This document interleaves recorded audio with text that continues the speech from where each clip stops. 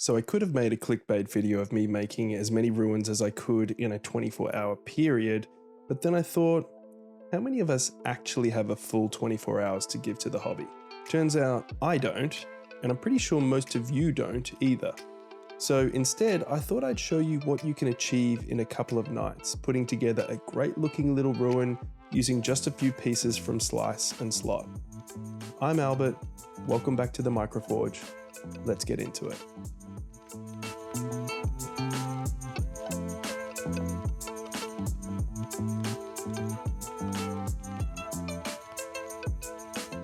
I've already used my Scoromatic 10,000 and prepared my foam, so if you aren't sure how to do that, go back and check out my previous video here. I usually don't really plan my ruin builds. I have a rough idea, but it evolves over the course of the build. In this case, I knew I wanted to make a 2-story ruin, and the foam that you get inside the box is 100mm high, so I'm cutting down the foam here to 80mm high, so it feels a little bit more in scale with my 28mm miniatures. Make sure you save any of your offcuts, as they can all be used at a later date. Now I can test where these pieces fit, and then cut that foam into 2 pieces. These are going to be my 2 walls for the bottom level.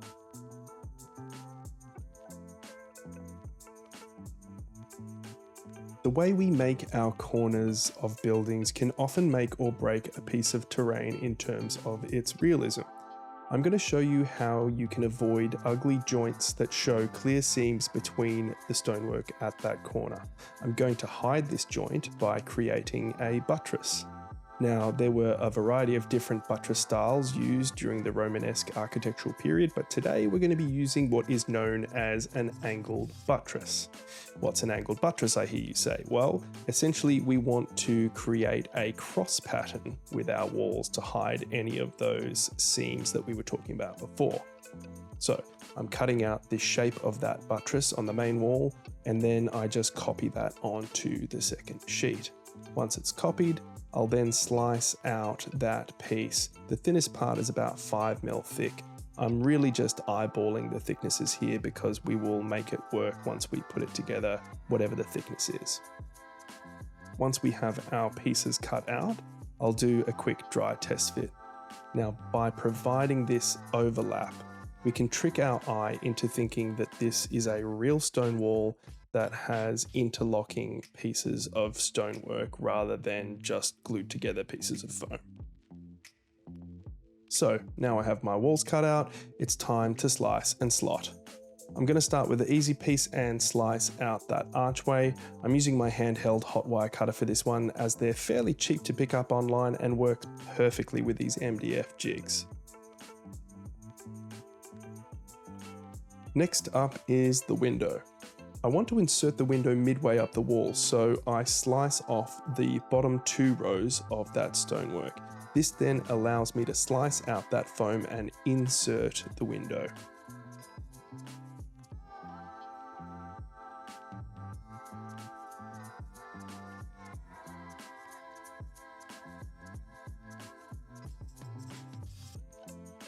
At this point, I like to cut in the brickwork and texture the foam before inserting the final pieces.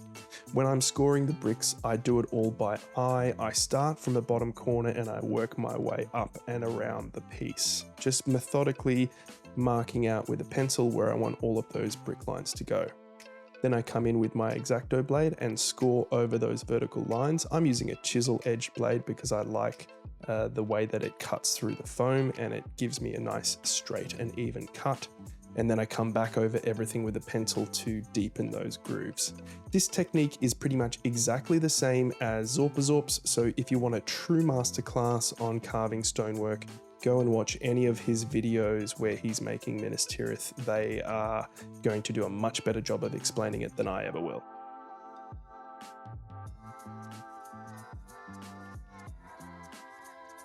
Here I'm just cutting the whole way through those horizontal lines to establish where the crumbled masonry kind of falls away. It's really easy because the Scoromatic is aligned on both sides, so once I've cut through, I can essentially snap off the bricks. Good old aluminium foil provides texture for this foam. I also use the back of my knife to depress certain squares and carve some additional kind of depth into that stonework to provide a little bit more variation. I go ahead and do the same technique on the other wall, but this time I'm marking out where I want the crumbling brick line first so I can keep that piece for the second floor. Any rough cuts at this point are easy to clean up. We're rounding off the bricks because it's a ruin anyway, so that's fine.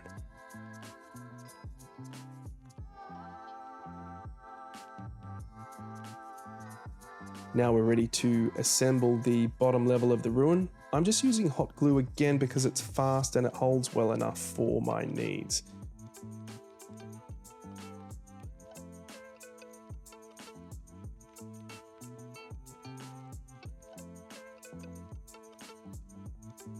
And now we have our buttresses glued together. You can see that there aren't any breaks in that stonework, and this is going to look great once it's got some paint on it. Next up, we're going to carve the floor for the upper level. This will also form an architrave detail on the outside face of the ruin and align to those buttresses and make the whole build super strong. So I'm carving in a 20 by 20 mil grid for the flagstone pattern on this one. Then I gauge where that floor should start to crumble by holding it up against that bottom section of the ruin.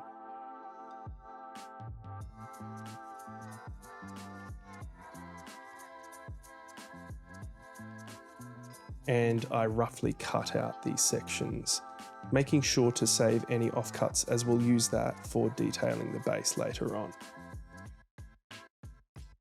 It's important to add in lots of chip damage and texture all of the floor to really sell that idea of crumbled stonework.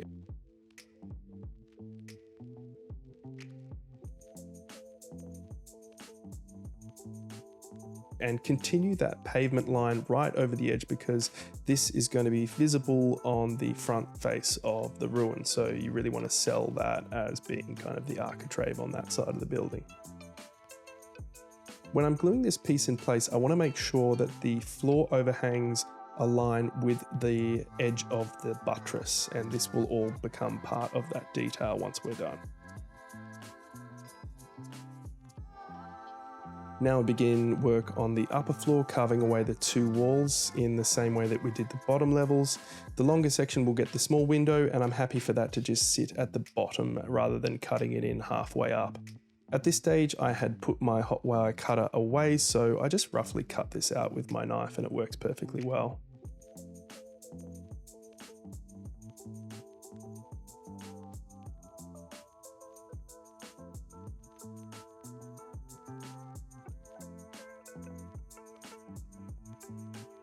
When I'm gluing these pieces in place, I'm going to continue that buttress detail from the lower level, because that's what buttresses like to do. This last little strip completes the buttress, but I noticed that you can still see a little join on the top where I just glued. So I'm going to add in one extra brick to really sell the fact that this is interlocked masonry as opposed to insulation foam. The last thing to add are the timber supports underneath the floor. Now I'm going to use one of the offcuts from the start of the build and cut a 5 mil wide strip of foam. I rough up the edges with a knife and then I textured this with a wire brush off camera and cut them to length so that they're sticking out past that floor.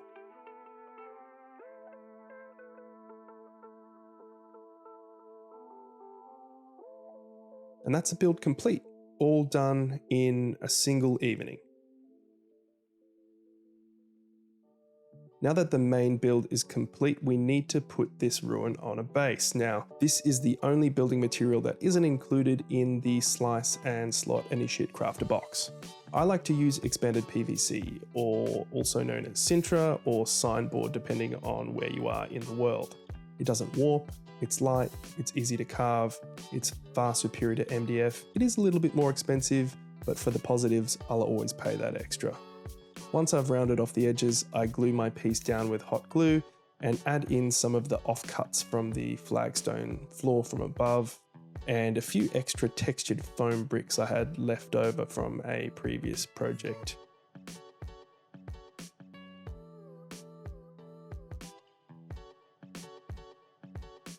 And then it's on to the painting. I start by mixing some brown and black paint in with some Mod Podge.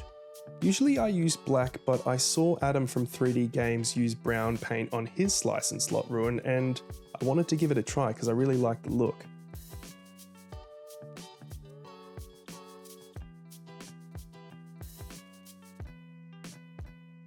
Then I go over everything with a grey overbrush. I'm being pretty liberal with the amount of paint on my brush.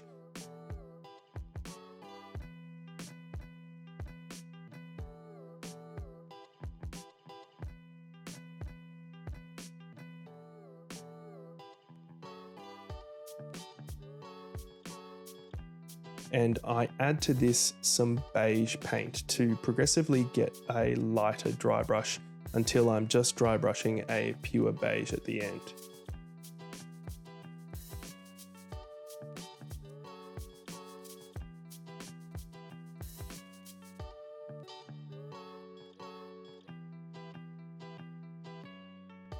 Once this is fully dry, I go over everything with a homemade black wash, which is made from water, matte medium, some artist inks, and a little bit of dish soap.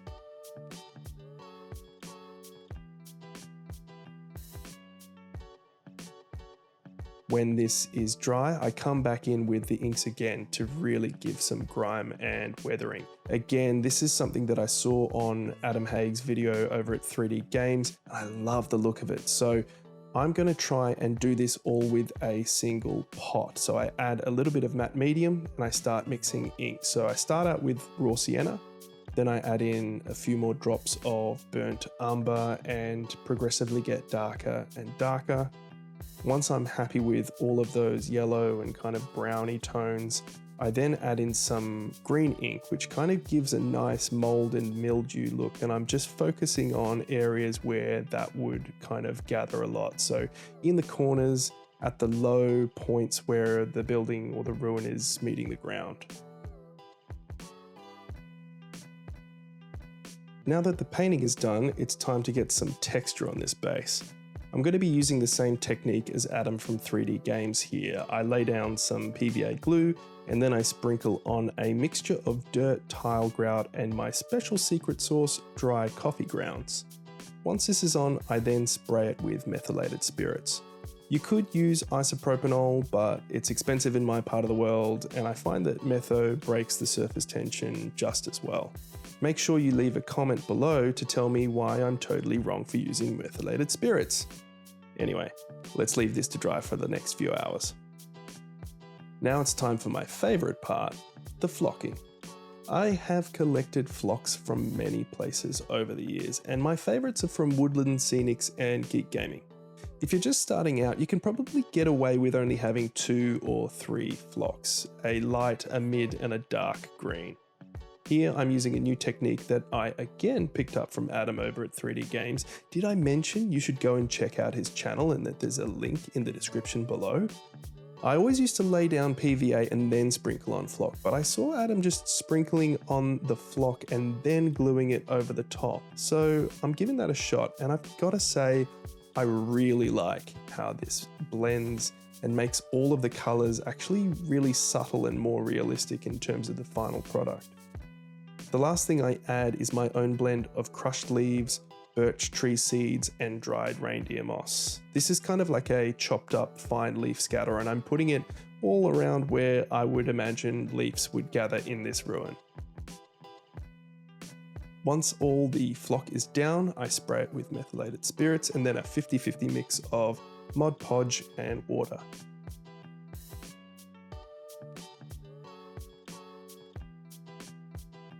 Don't worry if it looks like a hot mess right now, it will dry and look fantastic soon enough.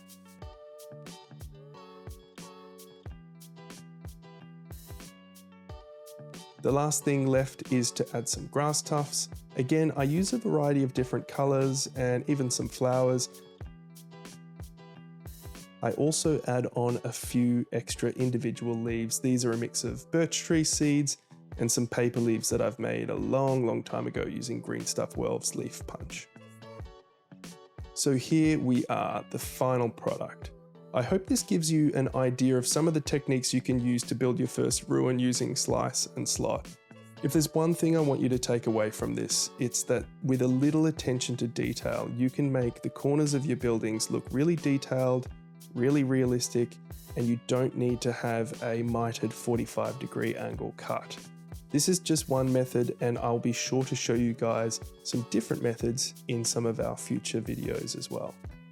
But if you think this building looks cool, you have to go and check out Nat One's video, where he shows you what slice and slot can do when it's in the hands of a true master crafter. Here are just a few sneak peeks of his build, so make sure you go and check out his video. It is amazing.